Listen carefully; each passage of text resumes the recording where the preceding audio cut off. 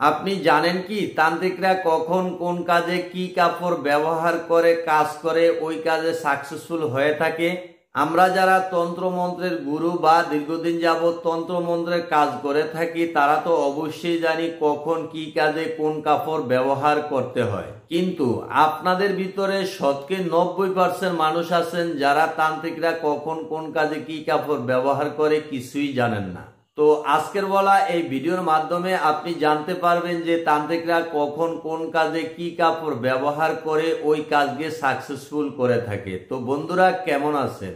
আশা করি মহান আল্লাহ রাব্বুল আলামিনের অশেষ দয়ায় ও মেহেরবানিতে আপনারা সকলেই ভালো আছেন। আজ আমি আপনাদের মাঝে এমন একটি ভিডিও নিয়ে হাজির হয়েছি যে ভিডিওর মাধ্যমে আপনি জানতে পারবেন তান্ত্রিকরা কখন কি কাজে কোন কাপড় ব্যবহার করে ওই কাজকে সাকসেসফুল করে থাকে, তান্ত্রিকদের গোপন রহস্য।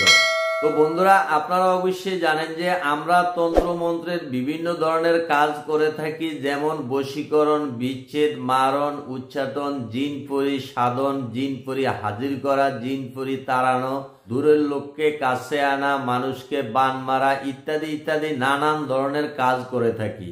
তো আমাদের মধ্যে আমরা অনেকেই জানি না কোন কাজে কি কাপড় পরিধান করে কাজ করলে ওই কাজে সহজে সাকসেসফুল হওয়া যায়। তো আজকের এই ভিডিওর মাধ্যমে আপনি জানতে পারবেন কখন কোন কাজে কি কাপড় পরিধান করে কাজ করলে ওই কাজটি সহজে সাকসেসফুল হওয়া যায়। তো আমি প্রথমে যে কাপড়ের কথা বলবো ওই কাপড়টি হলো লাল কাপড়। আপনি লাল কাপড় পরিধান করে প্রেম, প্রীতি, ভালোবাসা, বশীকরণ, বাধ্যকরণ, দূরের লোককে কাছে আনা, রাগ করে চলে যাওয়া ব্যক্তিকে ফিরিয়ে আনা ইত্যাদি ইত্যাদি ভালো কাজের জন্য আপনি লাল কাপড় পরিধান করতে হবে, তখনই আপনি ওই কাজে সাকসেসফুল হতে পারবেন।